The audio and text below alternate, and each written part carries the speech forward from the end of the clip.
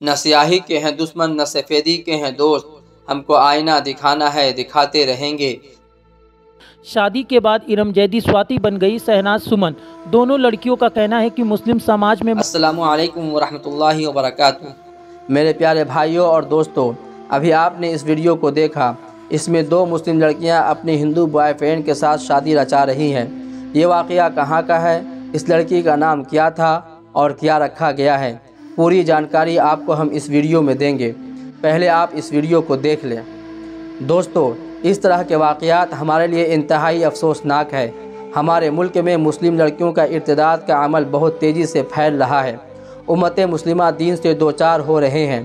جس تیزی سے ارتداد ہماری نسلوں کو تباہ کر رہا ہے، اس کے واقعات ہمارے سامنے ہیں۔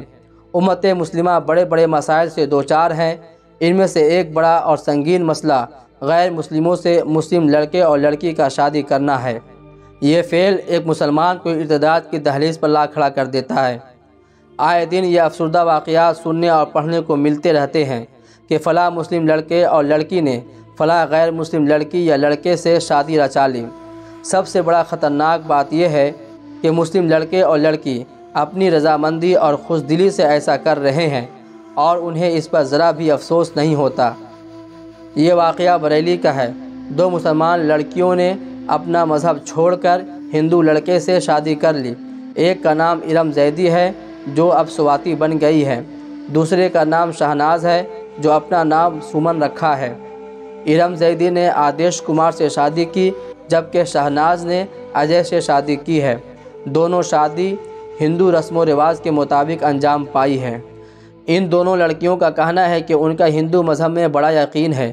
دوسری بات کہ مسلم معاشرے میں خواتین کو عزت نہیں ملتی۔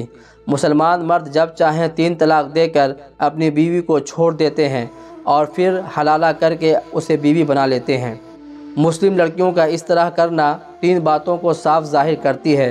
محبت کا جنون اور مکمل آزادی نے اس کو خوب بڑھاوا دیا ہے، تو وہیں دوسری جانب اسلامی تربیت سے غفلت برتنا ہے، اور تیسری بات ہمارا بہنوں اور بیٹیوں کے ساتھ اچھا سلوک نہ کرنا ہے۔